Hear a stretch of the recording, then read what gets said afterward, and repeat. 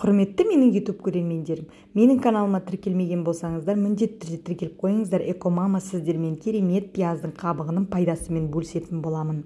Халық көп мөлшерде пайдалы қасиеттерді біледі. Оларда пияз бұтағы бар. Әдетте емдеу, жоғары позитивті емдеу тамаша үлгі болып табылады. Қоқыс қалдықтары ретінде тастағанымыз біздің денсаулығымызға үлкен пайда әкеледі. Сондай-ақ бұл таңғажайып құрал қатерлі ісікпен күресуге қабілетті.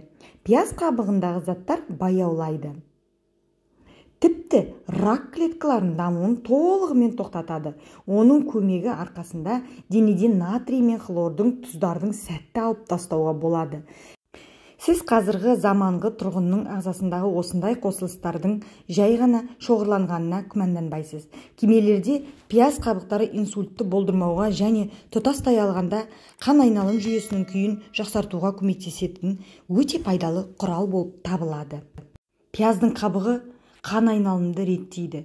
Варикоз, геморрой, белсіздік және атеросклероз ауруларынан айықтырады. Ағзадағы артық тұзды шығарып, буынның айналасындағы ауруларды емдейді.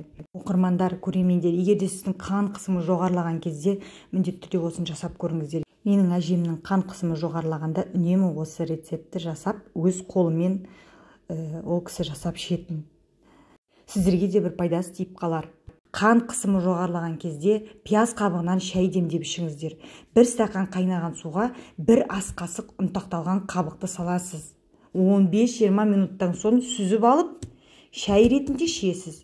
Бұл шай қан қысымын реттейді, сіңірдің тартылуын қойдырады, әрі ісінуді болдырмайды. Сонымен қатар бас ауруынан айығасыз. Суық тигізуден сақтанасыз.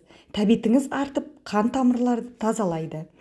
Құрметті менің көрермендерім, YouTube көрермендері, егер де сіздерге менің ақпаратым ұнаған болса, міндетті түрде лайк басып, комментарий жазып кетуді ұмытпаңыздар. Менімен бірге болыңыздар. Әлде де көптеген сіздермен бөлісетін боламын.